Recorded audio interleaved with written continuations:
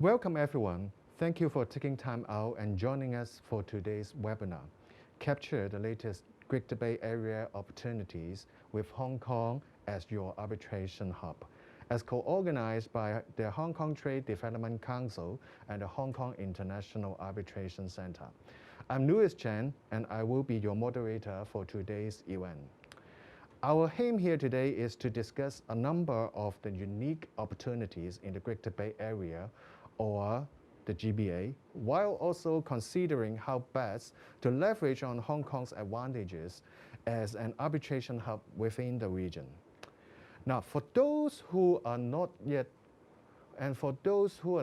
familiar with the GBA, I would like to give you a quick introduction while leaving our distinguished speakers to go into greater detail. The GBA development is one of the major policy initiatives of the Central People's Government with the aim of creating a Pearl River Delta powerhouse that links Hong Kong and Macau with 9 Guangdong cities.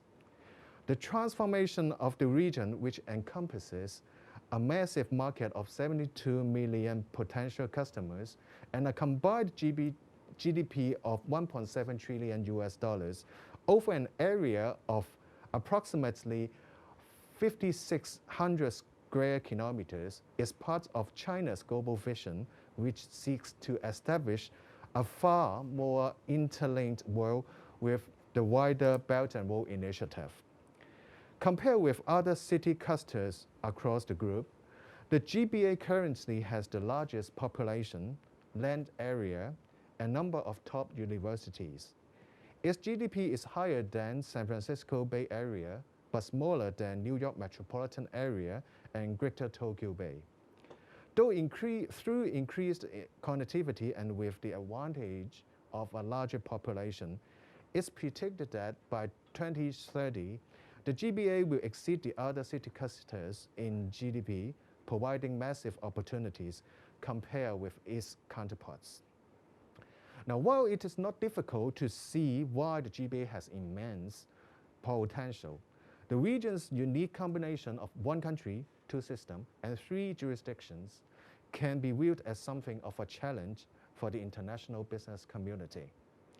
Thankfully, we have here today 3 experts on hand who will help us navigate through the many challenges and the many opportunities. Maria Tan Patterson, Freeman Yo, and Kieran Sangria. Today, they have kindly agreed to share with us their insight of how international businesses can benefit from using Hong Kong, the only communal jurisdiction in China and a well-recognized arbitration hub, to fully capitalize on the promise of the GBA. Now, while I'm sure they will be familiar to many of you, so distinguished a panel certainly merits introducing. Among her many achievements, Maria Tan Patterson is a partner with Decade LLP. She is a leading international projects and commercial lawyer with extensive and diverse experience in advising corporates and governments worldwide and has practiced in the US, Europe, and throughout the Asian Pacific region. For his part, Freeman Yo is the co-leader of Silly Austin's global arbitration, trade, and advocacy practice, as well as a core member of its litigation and regulatory group. With many years' experience in handling complex business disputes in Asia Pacific, he frequently represents clients under different terms of institutional and ad hoc arbitration rules. Finally, Kieran Sangria serves as a special counsel for the Hong Kong International Arbitration Center, leading its domain name dispute resolution team, while also overseeing the center's business development activities. Prior to joining the center, she worked for the Secretariat of the ICC International Court of Arbitration in Paris. And now, just before we begin, a few rules of engagement. Today's webinar will take the form of individual presentations, followed by a 3-way panel discussion. If you have any questions for our speakers, please feel free to submit them via the question box of your Zoom control panel. I will then ask them on your behalf during the Q&A section at the end of the webinar.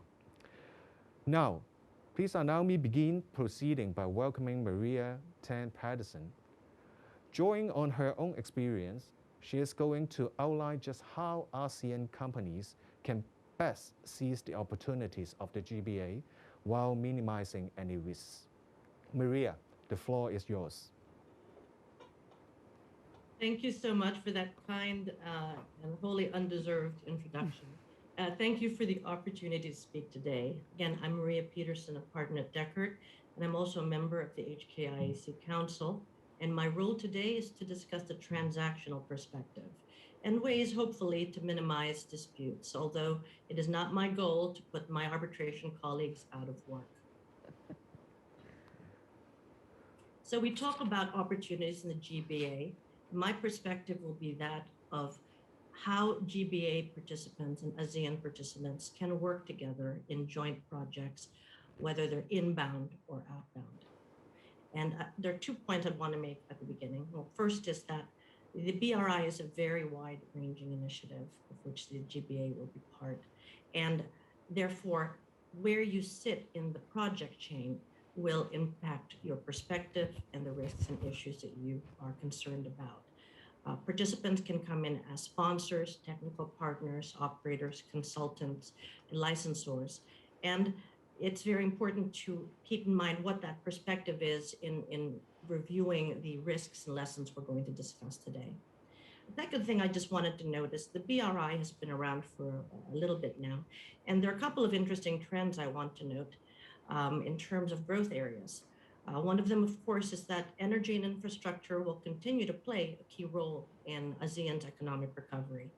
But interestingly, in 2020, renewable energy made up a majority of the BRI investments for the first time, according to certain sources. Other aspects for growth include logistics, which is not surprising given the recent pandemic events, and of course, digitalization. Next slide, please. And when we talk about digitalization, I think that is probably accelerated by the pandemic situation. And so therefore, we've seen a huge increase of investments across ASEAN in e-commerce, health tech, fintech, and AI. I say this by way of context as we go into actual considerations for those wishing to participate in cross-regional projects with ASEAN countries. So some certain upfront factors to consider in what I call the pre-deal phase are the objectives of the parties. What constitutes success? Second, what are some of the hurdles in achieving those objectives? Questions that parties should be considering at the very early stages is, what does success look like for them for this particular project or transaction? And if things go wrong, what are some exit strategies? Are you looking for a long-term business relationship, or is this a one-time opportunistic approach? Would a minority investment be appropriate, or a joint venture, or an outright takeover? Next slide, please.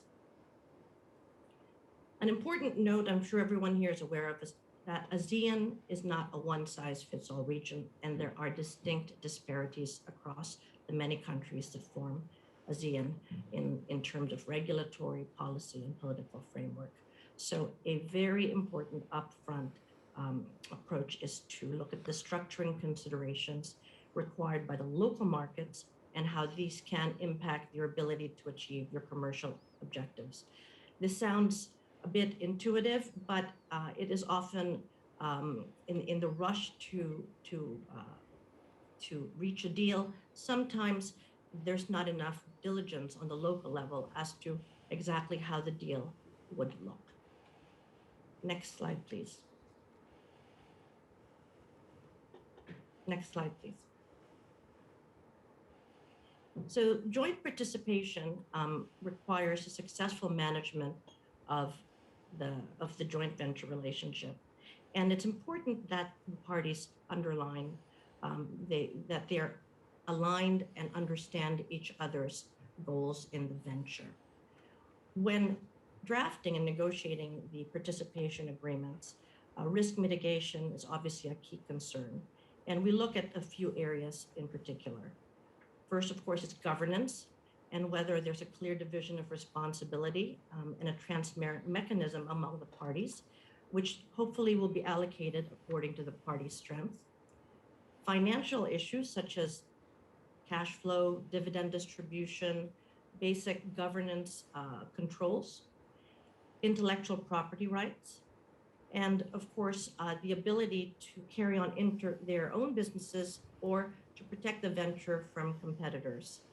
Transfer restrictions are another component to consider, and of course, dispute resolution. While certainly certain factors that we are discussing here are not specific to ASEAN, but they do tend to come up a lot in the ASEAN context. The prior slide talks about three of the gating issues. The first being foreign investment and participation restrictions. As you know, many ASEAN governments have regulated the extent and sectors for foreign participation, levels and limits to foreign participation, and permissible structures. If financing is going to be a consideration, it's important to understand the security landscape and be prepared to address the concerns of your potential financiers. In a number of BRI projects, land access rights are also an important consideration, and particularly important in the context of linear projects such as rail, road, energy, onshore wind, and solar. Permits and licenses and other hurdles are important to understand as well. And going back to the financing requirement, it's important to structure in anticipation of your potential financing needs, because it's quite difficult to backtrack and fix these issues later on. Next slide, please. So ASEAN jurisdictions tend to have local content requirements because projects are viewed as a way to stimulate local markets and also to achieve a certain amount of technology transfer. So it's important to be aware of and to work around these requirements. Customs and import regimes, in terms of the level of equipment, of course, being brought in. Environmental regulations, an increasingly important aspect, especially in the financing front. And interface risks, understanding that your project is unlikely to exist in a vacuum, and that number of related projects may impact the success or risk related to your own project. So keeping a broader perspective is quite important. And the anti-bribery and corruption note on this slide really doesn't need much discussion. It's bread and butter. It's part of the infrastructure of everything that we do in this region, and definitely part of the financing considerations. Next slide, please. So as transactional lawyers, our contractual drafting is all about risk mitigation, the recognition that these projects have a life cycle and things will change, and there will be many unforeseen events. So our goal is to draft documentation that will withstand the tests of these often unforeseen developments. And a carefully drafted set of documentation is really the most important tool of participants in these cross-regional projects. Next slide, please. One thing I do want to say is don't be afraid of confronting the hard issues early on. It will save a lot of heartache. There's a tendency in the early stages of a deal to avoid or to postpone addressing difficult issues in order to get the deal done. And there are certain cultures where we're aware that that type of discussion can be quite uncomfortable. From the practitioner's perspective, and from those of us who've seen the whole life cycle of these transactions, unless it's absolutely necessary, we really urge participants to identify and confront the hard issues early on and address them in the documentation. Another aspect in terms of risk mitigation, to be aware of liability gaps across the chain of project participants.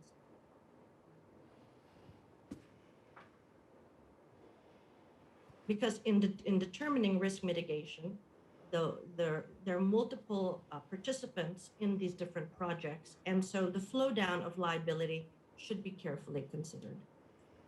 When we're now looking at a couple of key clauses that we like to look at in various agreements. But I'll say at the outset that there are many, many different types of contractual arrangements that can be involved in BRI ASEAN projects. And therefore, not all of these clauses may be relevant. So I've taken this as an example from sample concession agreements that tend to be in place for large-scale projects. One of the clauses, of course, is the change in law clause. Given the life cycle of many of these transactions, there can be unforeseen changes in law, which can impact heavily the risk profile or the economics of a project. So one thing to discuss at the beginning is who bears the risk. In a government-granted concession, private sector parties will ask that this risk be borne by the government. But it is, again, something to consider. Next clause. Another important clause is the liquidated damages provision for performance shortfalls or delays.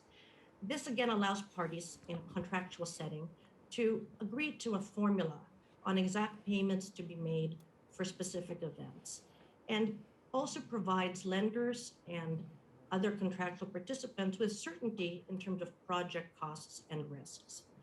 But one thing to keep in mind, of course, in liquidated damages is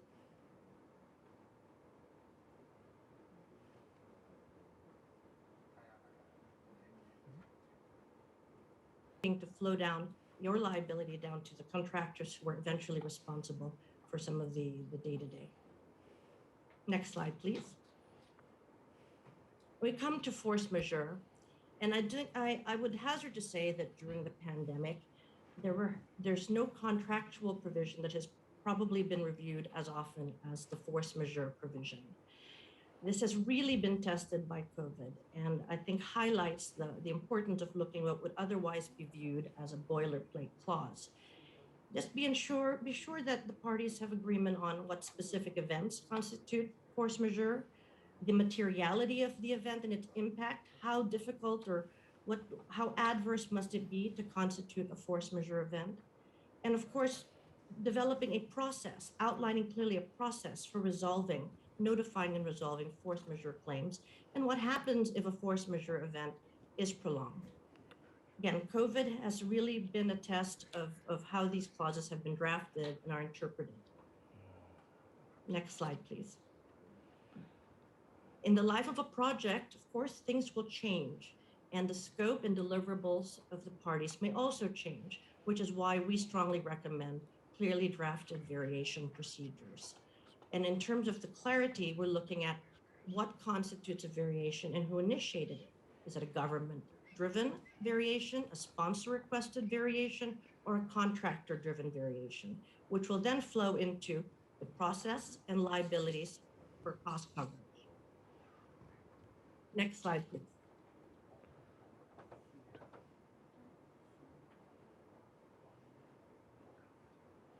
I almost hesitated to put this in here because as lawyers, we hate negotiating these clauses. But it's quite important to note that indemnities can be another useful tool for the parties to agree how to allocate risk and perhaps avoid the necessity for a dispute.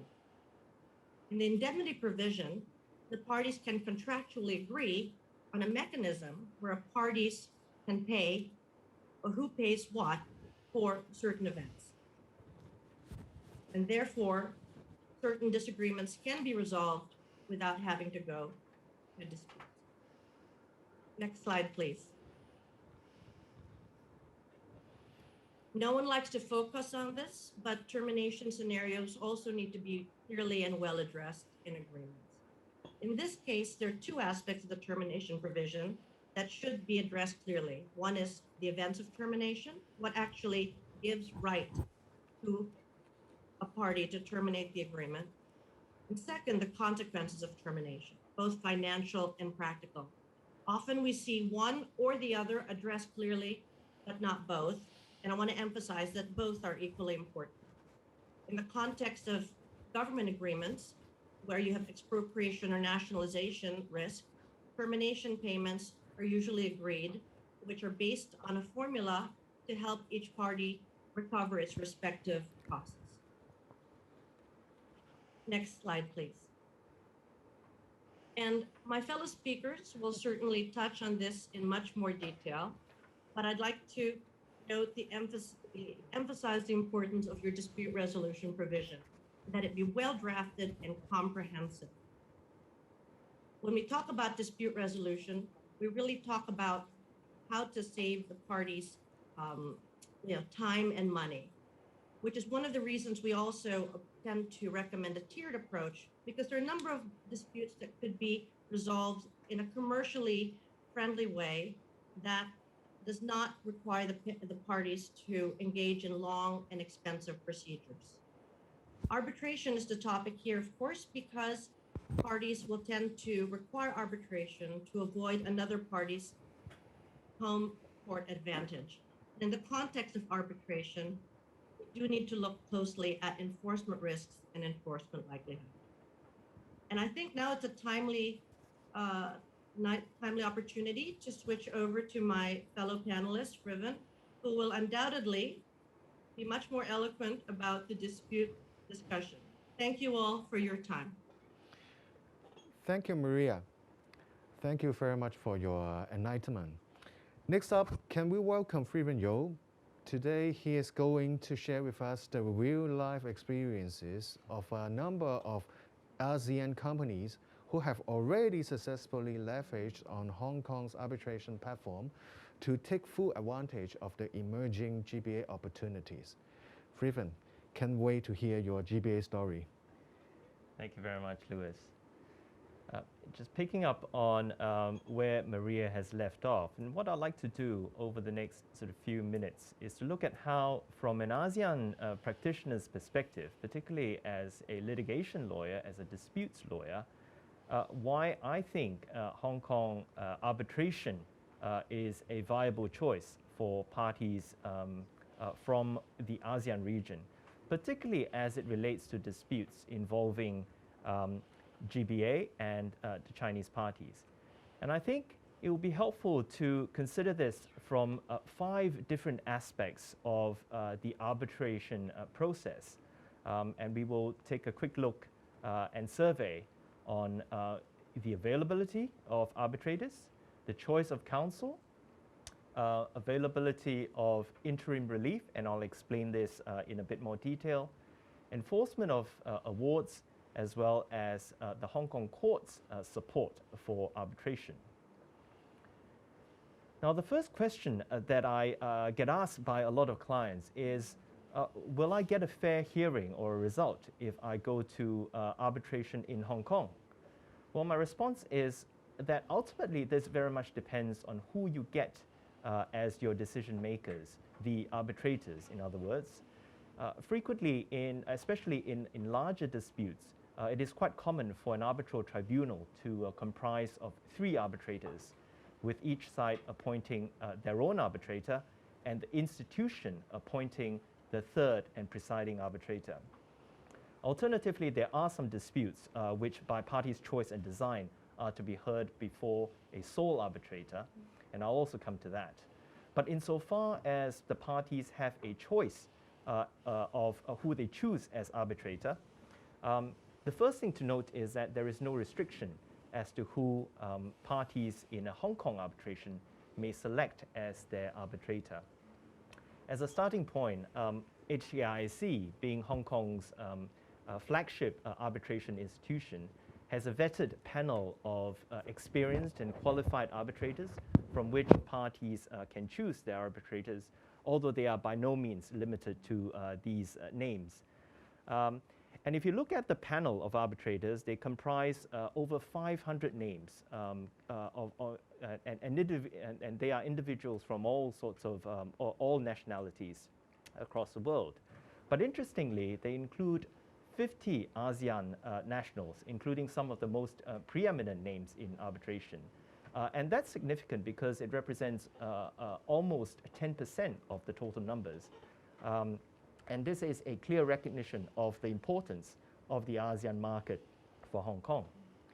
The availability of these individuals to serve as arbitrator is important because ASEAN parties will likely want to appoint an arbitrator who has an understanding or familiarity with their own business mindset, their legal culture, their working language, among other factors. Now, when each party selects its own national as their arbitrator, how is the third arbitrator selected? For example, with a dispute against a Chinese party, and that party chooses a Chinese national, is there a likelihood that we might end up with another Chinese national as a presiding arbitrator, a sort of 2 against 1 scenario? The quick answer to that is no, because the HKTDC rules are very clear and imposes a neutrality agreement requirement insofar as the nationality of the presiding arbitrator is concerned, so that the presiding arbitrator cannot be of the same nationality as any of the parties. The same situation applies where the dispute is to be decided before a sole arbitrator, and the HKTDC adopts the same nationality-neutral approach in making the appointment. So all in all, in the way that the tribunal is set up, I certainly think that there are sufficient safeguards to ensure that any apparent risk of bias is minimized. Now, in the same way that there is no restriction as to who you can appoint as arbitrator, there are also no restrictions as who may represent parties in a Hong Kong arbitration. Now, the fact is, disputes involving PRC elements frequently involve the use of Chinese language. And indeed, the choice of Chinese as the language, or one of the languages of arbitration, is on the rise. So I think it is almost a given that you need counsel who are well-versed in Chinese and who can be your effective advocate for your case. And to that end, I think Hong Kong is unrivaled in terms of Chinese language support. And this extends beyond legal counsel who are effectively bilingual in English and Chinese, and includes support services needed for the effective running of arbitrations, including legal and accounting experts, as well as interpreters, all of whom are readily available in Hong Kong. But on the flip side, Hong Kong also has a sizable ASEAN diaspora, many of whom work in the legal industry, including within the arbitration community. And they can effectively provide advice on both PRC as well as ASEAN elements in a dispute. The ASEAN community is also well represented on the council and various working committees of the HKTDC. And so this ensures that the needs and the views of ASEAN users are regularly reflected. Another unique advantage, as I see it, that Hong Kong arbitration has over other arbitration venues when it comes to China-related disputes is the availability of interim relief from PRC courts in support of Hong Kong arbitrations. Now, ultimately, a party wants to ensure that a successful award is not just a paper tiger, as we term it in Chinese, or 纸老虎, but that there are effective means with which to enforce that outcome. Interim relief goes a long way towards ensuring successful enforcement. These are essentially preservation measures to ensure that the assets as well as evidence are protected from dissipation or destruction, which can happen, for example, when one is dealing with unscrupulous opponents. There are, of course, a number of options to seek interim relief in a Hong Kong arbitration, including through the courts, the Hong Kong courts, or emergency arbitrator procedures before the tribunal is constituted. But in these circumstances, time is of the essence because once the assets are dissipated or the evidence is destroyed, this can cause irreparable damage to a party's interests. A case on point, we had represented a Singapore investor in a long-running dispute against a Chinese party in a joint venture setting.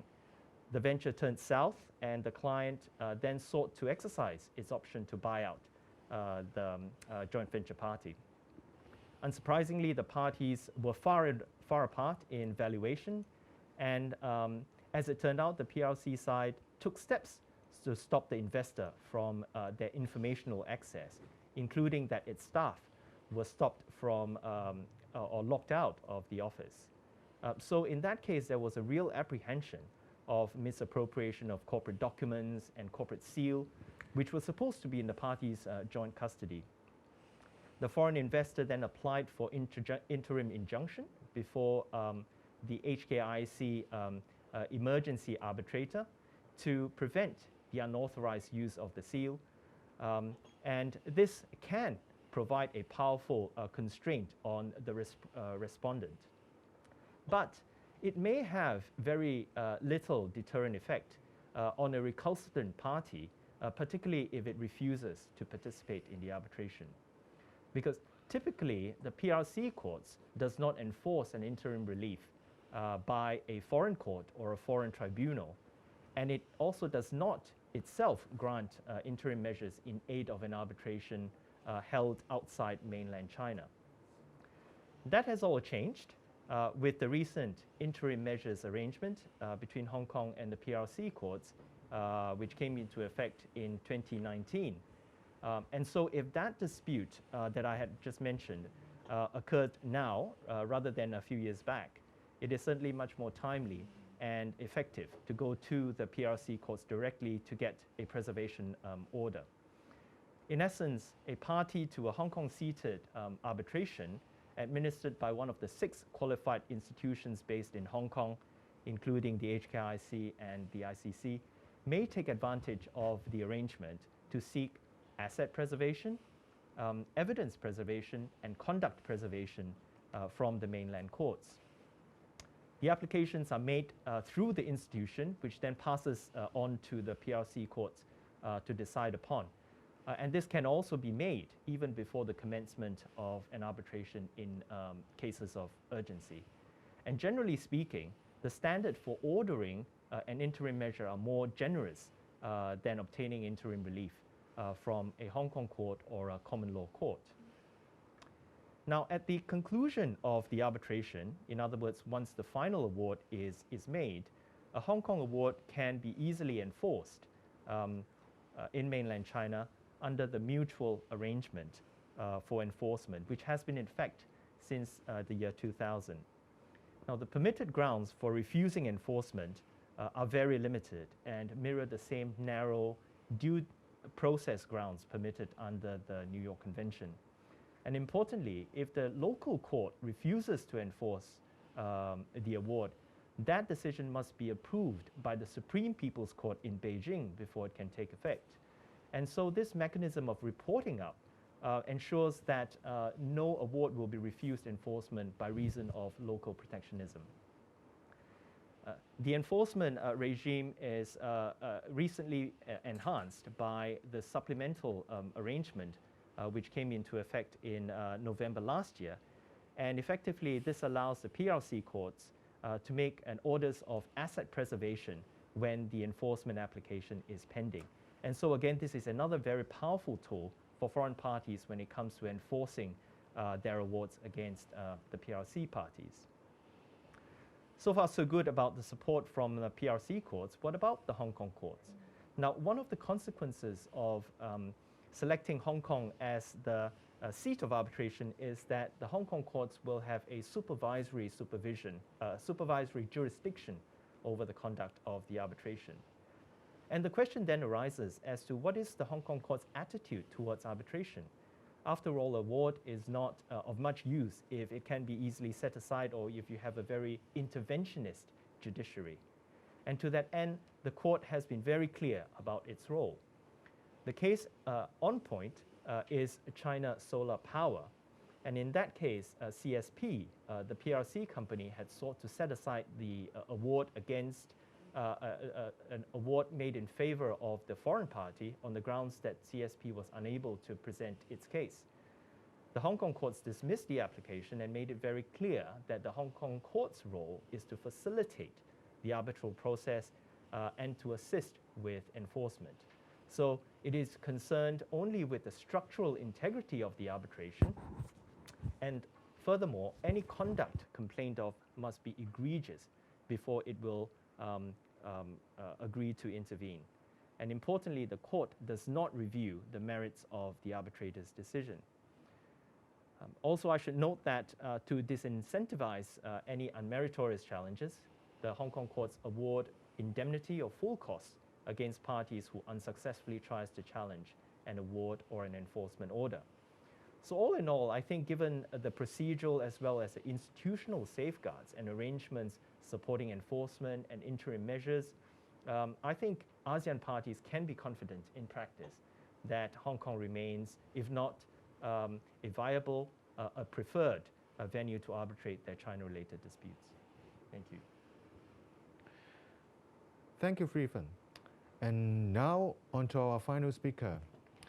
Before we begin the panel discussion, Kiran Sangria, who is going to share with us why Hong Kong has long been the preferred dispute resolution center for ASEAN companies, while outlining a few of its unique advantages. Kiran, over to you, please.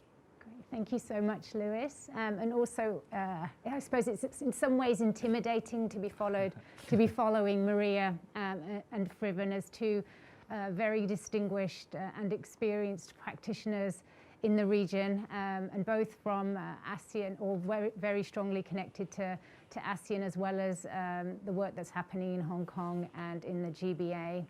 But I shall do my best. So, as Lewis said, I'm special counsel at HKIC, and I have been with the institution for almost a decade, and I've been actively involved in handling arbitration cases over the years.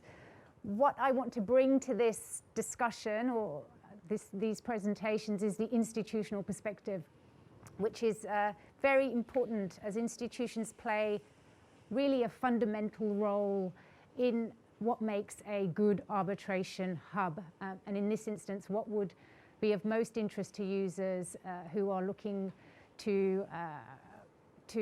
not looking for disputes, but who end up in disputes related to the GBA from an ASEAN background.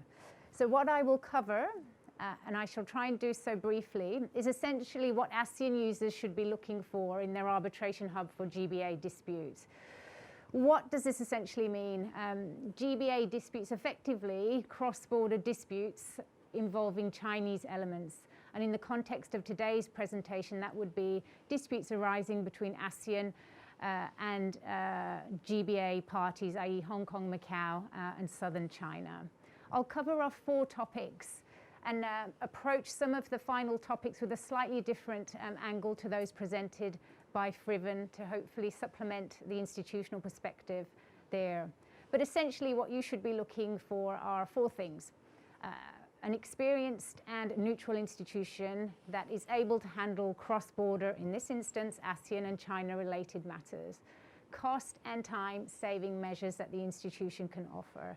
This is really essential, a conversation that we're having regularly in our international arbitration community. And then tools to maximize recovery. Friven spoke about this. There is no point in having a paper judgment, one that really at the end of the day, there's nothing there for you to ultimately recover. So that's crucial in the arbitration hub that you're looking to select. What does that arbitration hub offer? And then finally, the seat. So where HKI sits is Hong Kong. So we can handle and frequently do handle disputes with the legal place being in Hong Kong. And that's what I'll focus on today too, and why that's important. So an experienced and neutral institution, why is that important? Well, essentially an institution plays a fundamental role in managing arbitration proceedings. The role of an institution can really enhance the enforceability of an arbitral award by ensuring that the procedure is run efficiently and fairly, and where it's necessary, and arbitrators are required to be appointed by the institution, that the institution has the pool of arbitrators needed to serve independently and to accommodate the specific cultural and legal jurisdictions that are relevant to that particular dispute. So paying attention to the institution is pretty crucial, in short.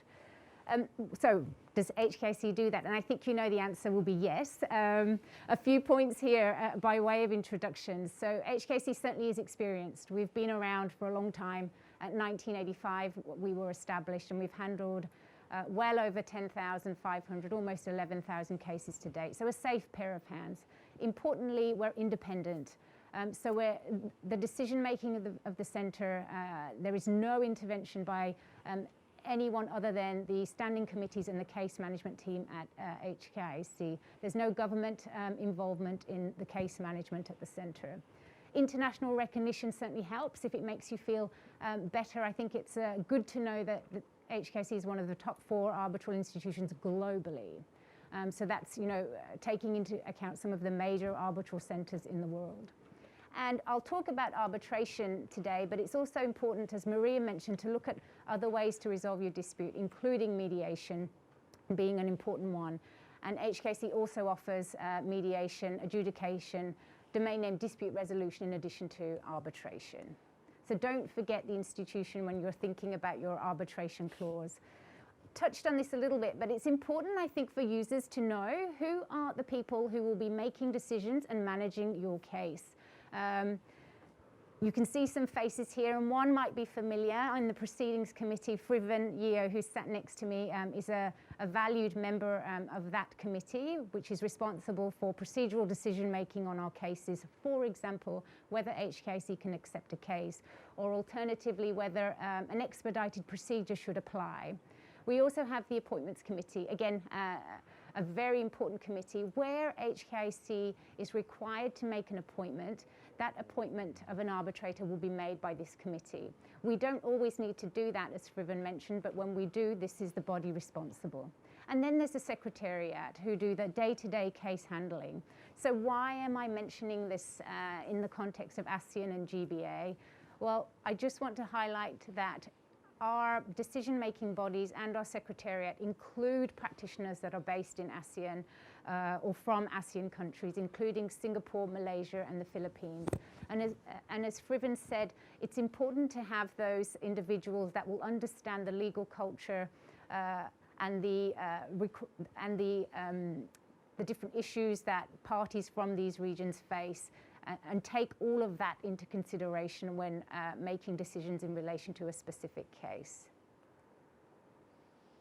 Experienced and international, so as you would want in the institution you select, that they be able to handle cross-border disputes. It really is a prerequisite in the context of today's conversation. Looking at the map there, it's really global in terms of the parties involved in HKIC's cases in 2020. The larger the dot, the more number of users we have from those places. But you can clearly see there on the right-hand side, we do have a number of cases involving ASEAN parties, 57 in fact in 2020. They included Singapore, Malaysia, Vietnam, Thailand, the Philippines, and Cambodia.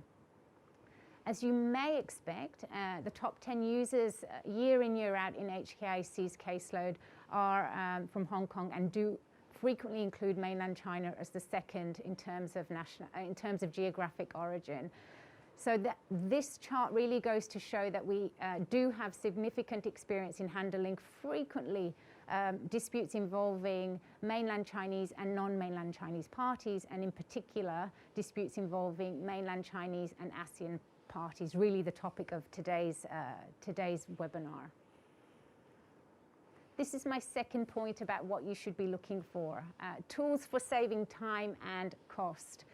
This is not always a given, and therefore you should be making inquiries of the institution as to what they offer in this regard. So once you've established your institution is neutral and also experienced, you should be looking for various measures, including those that relate to cost. For example, capping arbitrators' fees, time-saving measures. I mentioned an expedited procedure, which means that the arbitration can be concluded within 6 months from the appointment of the arbitrators. Efficiency in complex arbitrations. So the example that Friven mentioned, or that Maria was talking about in terms of the types of deals that are happening, it's much easier if a dispute arises across a number of contracts in a complex arrangement if you can combine those disputes to make sure that you're not duplicating costs in terms of running those 2 or 3 or 4 procedures separately. And technology, huge cost-saving measure where appropriate. So last year, we offered a number of virtual hearing services to parties across the globe, including from China and including from ASEAN. It may not always be appropriate, but I think it's helpful for ASEAN users to know that virtual hearings are an option in the appropriate circumstances. Maximizing recovery, and I'll just touch on this briefly as Friven mentioned the arrangements in detail. What I will say is there are essentially two very valuable arrangements, particularly in relation to recovering in mainland China. The arrangement on court-ordered interim measures. This is useful prior to the arbitration and during the arbitration to preserve assets, evidence and conduct, as was mentioned. And then the second arrangement, just on this graph here, is really in relation to once the arbitration is concluded, how best to recover if an award is found in your favor and assets are in the PRC. The first one, this is the arrangement on interim measures. As mentioned, this is really a game changer for Hong Kong, and HKIC is one of the institutions who is able to benefit under the arrangement. I'll talk a little bit here about HKIC's practice, highlighting what we do, really two simple points. Our main role is to issue a letter confirming that the arbitration has in fact been filed with HKIC. We usually do that very quickly, within 24 hours. These applications are often urgent, as Friven said, to ensure then that the courts in the PRC have the requisite confirmation that they need. Now, is this really a useful arrangement in practice? I think absolutely, and I say that based on HKIC's experience since October 2019 when the arrangement came into force. There's a real commercial benefit, and we've seen both PRC parties and non-PRC parties, including parties in ASEAN, for example Singapore, benefit from the arrangement. So a Hong Kong seated arbitration administered by HKIC, what have we seen? 38 applications have been made to PRC courts in arbitrations handled by HKIC. Not small figures. Those applications are worth almost $2 billion US. And the courts in the mainland are also applying the arrangement. The courts have ordered orders in the value of $1.6 billion US worth of assets. So that's significant. In terms of the applicants, as I mentioned, it's both mainland Chinese and non-mainland Chinese parties that are benefiting and making applications, and they're in relation to assets that are owned by mainland companies, but also foreign companies. So I think if there is any Chinese element, whether that's assets or parties involved in a potential deal, then it's worth really thinking about Hong Kong and HKIC for that added advantage. Enforcement of awards was mentioned by Friven. I will just say here, again, this is working in practice since 1999 or the year 2000 when the arrangement came into force. Only 3 HKIC awards have not been enforced in mainland China as far as we are aware. So that's a really compelling number given the number of arbitration cases we've handled involving PRC parties where arbitral awards would have been enforced or attempted to be enforced in mainland China. Concluding shortly here, but I just want to mention that the fourth point really, the seat, neutral and pro-arbitration. Friven talked about enforcement of awards in Hong Kong. I'll just mention that the arbitration framework here will be familiar to many. It's based on the UNCITRAL model law. So whether you're from an ASEAN country, from China, this is a piece of legislation that you will have seen, and it's one of the most up-to-date pieces of arbitration legislation in the region. It's regularly updated to make sure we capture recent developments. So for example, IP disputes it's been clarified, are arbitrable in Hong Kong. We have an international and specialist judiciary. So in terms of our Court of Final Appeal, we have foreign judges that sit, non-permanent judges who come from over 14 different Commonwealth countries. And they really are really a testament to the quality and the independence of the Court of Final Appeal. Also importantly, there's a specialist arbitration judge who knows exactly the scope of judicial intervention when it comes to arbitration matters. There are a few points here that I think are just worth soaking up based on what I've said and what others have said today. Hong Kong and HKIC really are the go-to options for ASEAN and PRC parties when it comes to their contracts, and if disputes arise, the benefits that an Hong Kong and HKIC combination for arbitration does offer. Experience for exactly those types of disputes, cost effectiveness and efficiency for complex proceedings, experience in the types of disputes involving the types of jurisdictions and parties from the region and that might arise in the GBA context. We make it very easy, and this is my last slide. We make it very easy for you to choose your appropriate arbitration hub for Chinese, non-Chinese contracts. There's a model clause, and Maria alluded to this in one of her final slides. It's best to follow that. You don't have to, and there are options in there, but if time is short and you want to include a safe option, then I would always suggest going to the model clause. But those are my brief thoughts on what users should be looking for in their institution for a China, non-China dispute. Thank you. So thank you, Kieran. So let's move swiftly on to the panel discussion, where we will be focusing on the particular practicalities of resolving GBA-related disputes. But before we do, just a reminder, please type any questions into the question box on your control panel, as we will shortly be moving on to the Q&A section. So please allow me to follow the sequence of presentation and ask the first question, or throw the first question to Maria. So we would like to hear from you, from your experience. What are the key areas of growth of the use of arbitration, you see in ASEAN? Thank you for that. The areas of growth, I think, will track the areas of growth and investment that we've seen in the BRI trending. And none of this will be surprising to those of us who've lived through the past year. And there are certain trends that are, I think, very, very clear. One is energy and infrastructure, and particularly renewable energy and sustainability investments. That's only going to grow. We've seen a number of corporates shift their policies, and ASEAN is ripe for those kinds of investments. The second is the area of digitalization.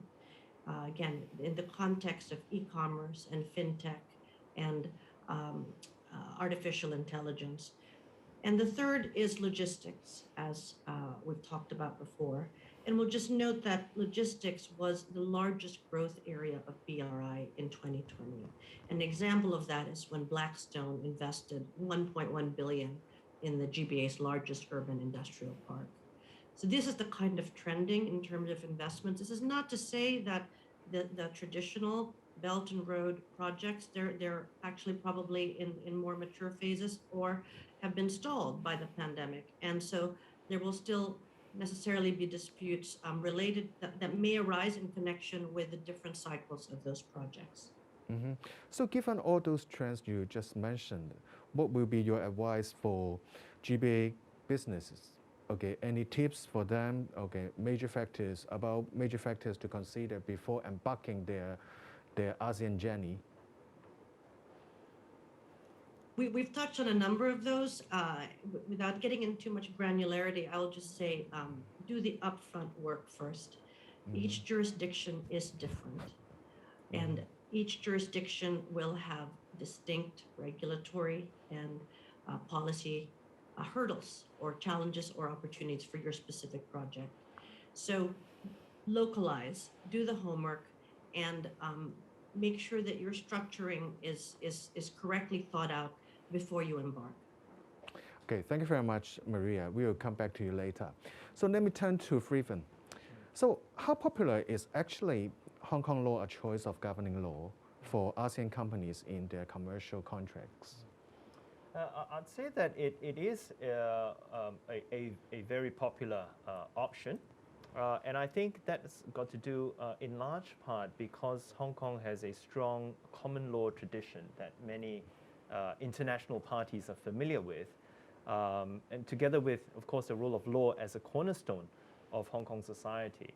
And Hong Kong law development tracks very closely those of the other common law jurisdictions. So you are getting a very up-to-date, users-friendly and certainly responsive and modern piece of a governing law if you choose Hong Kong law. And I think another point to make is that the central government has indicated its commitment to one country, two systems, which means that Hong Kong law as we currently understand it will continue in the foreseeable future. But that said, I think it's also important to note that Hong Kong's viability as an arbitral seat and whether the parties should choose Hong Kong law to govern their contracts are two kind of separate questions. I mean, they go in tandem in the sense that the parties have to opt for a governing law and also an arbitration clause. But parties do not have to choose Hong Kong law to take advantage of Hong Kong arbitration or vice versa.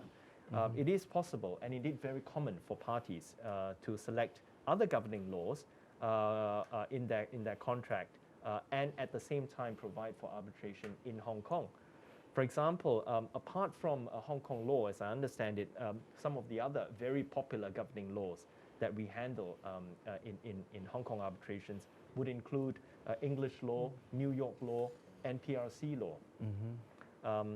So hopefully that answers your question. And another very intriguing question to follow is how does Hong Kong compare with Singapore, for instance, as a place for arbitration, especially when it comes to GBA? So if I'm a company, I have more or less the same amounts of business in ASEAN and in Hong Kong. So how should I choose? Yes, and certainly a very a hot topic, the Singapore and Hong Kong rivalry. I'd say that generally speaking, both Singapore and Hong Kong are viable venues for arbitration. Both adopt arbitration-friendly laws that are based on the UNCITRAL trial model law that Kieran has mentioned. Both are very established disputes hub. But I'd say that the growth of one market is not at the exclusion of the other. Yeah. Both have experienced exponential growth over the years in terms of the number of disputes, the value of disputes that they handle. So I think it is a growing pie for both Singapore and Hong Kong. Each will have its competitive edge and will do well to attract different markets. But I'd say that in terms of GBA and China-related disputes, Hong Kong is still unrivaled for the reasons that I've mentioned on interim measures, arrangement, the language issues, geographical proximity, etc. The respective flagship institutions, HKIC and SEAC, are both well respected. Now, each offer a slightly different product in the sense that HKIC is what it considers to be more light touch, while the SIAC has a more formal scrutiny process over awards. But that's not to say that the quality of one is better than the other. The HKIC also conducts an informal scrutiny of the arbitral process. But at the end of the day, HKIC awards have an excellent enforcement record in the PRC, as Kieran has mentioned. So the quality of the award is only as good as the arbitrators you appoint, I'd say. Yeah. So from the practical point of view, it's always good to have a variety of choices. So Kieran, so what types of dispute HKIAC sees involving ASEAN and Chinese parties most? Okay, do they mirror what Maria just mentioned for the ASEAN market? Yeah, yep, good question. I think the short answer is we see a variety. That might be obvious, but we certainly do. I mean, we've seen disputes that are maritime, so charter party related. We've seen quite commonly, I would say, sale of goods, goods being a very broad definition. So, that could be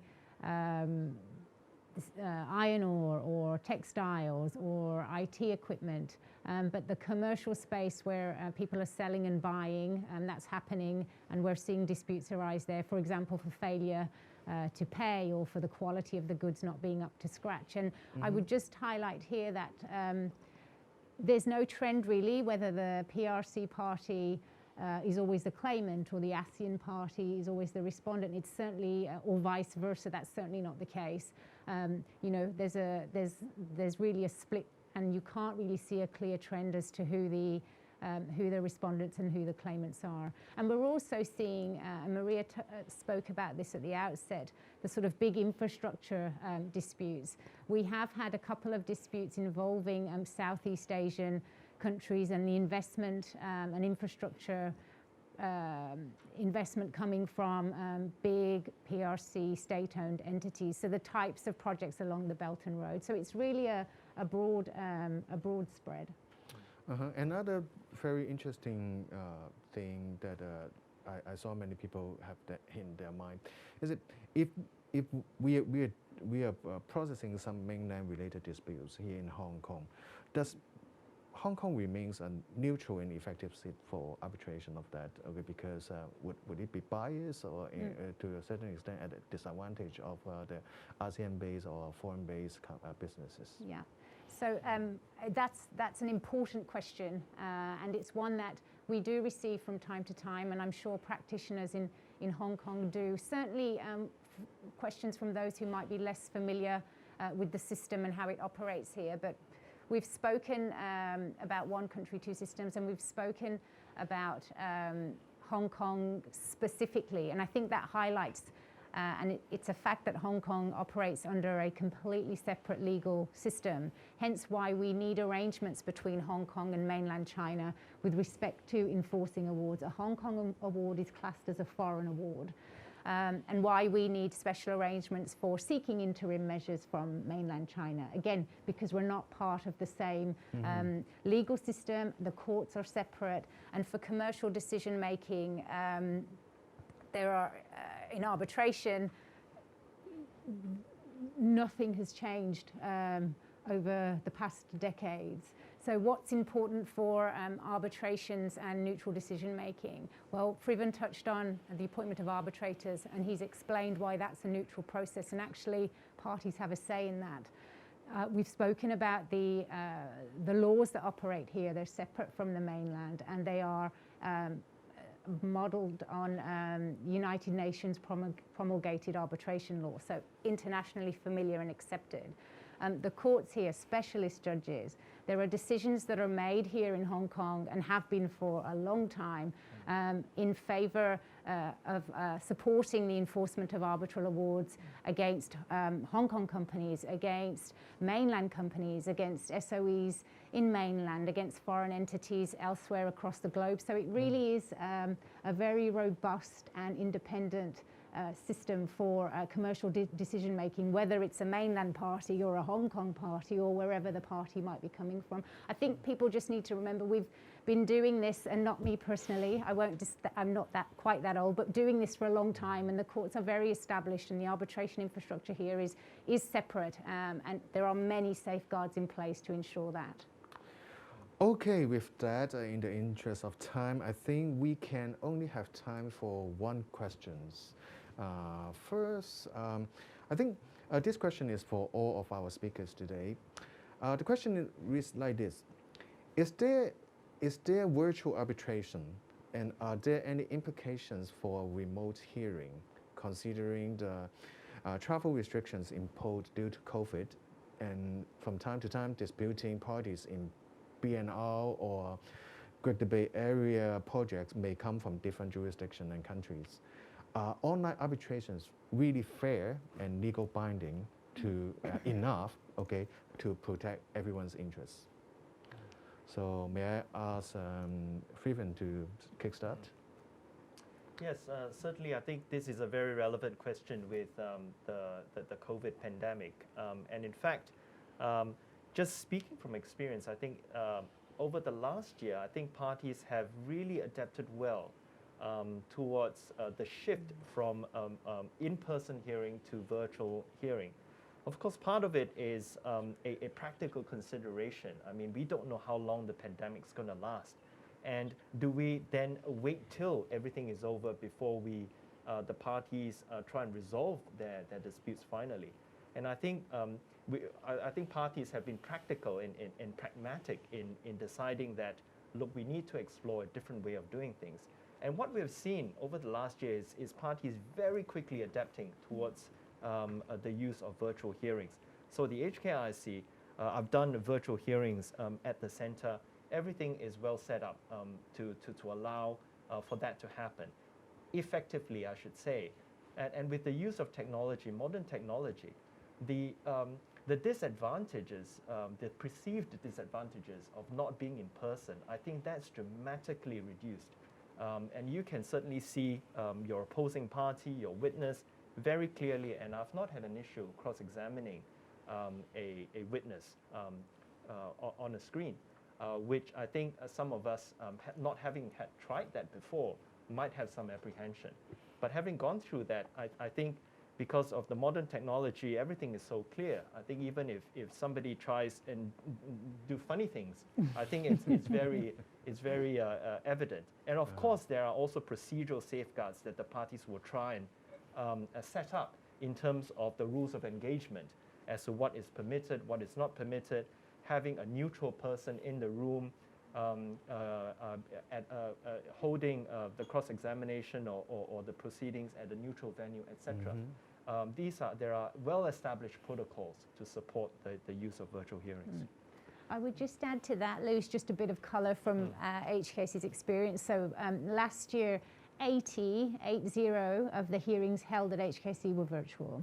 So people are adopting that approach because they have to, but also I think they've realized that if you prepare well, you have the right equipment and stable internet, which may not be the case in every jurisdiction, but if you have those things, then you can effectively run a hearing. I would just say that people do need to look out for the question on enforceability is just to make sure that in terms of any applicable rules or local laws for enforcement, wherever you might be taking an award, that virtual hearings are permitted. I mean, that's an important point to look out for. But if that's all fine, then on the practicalities of it, people are doing it and it's working well.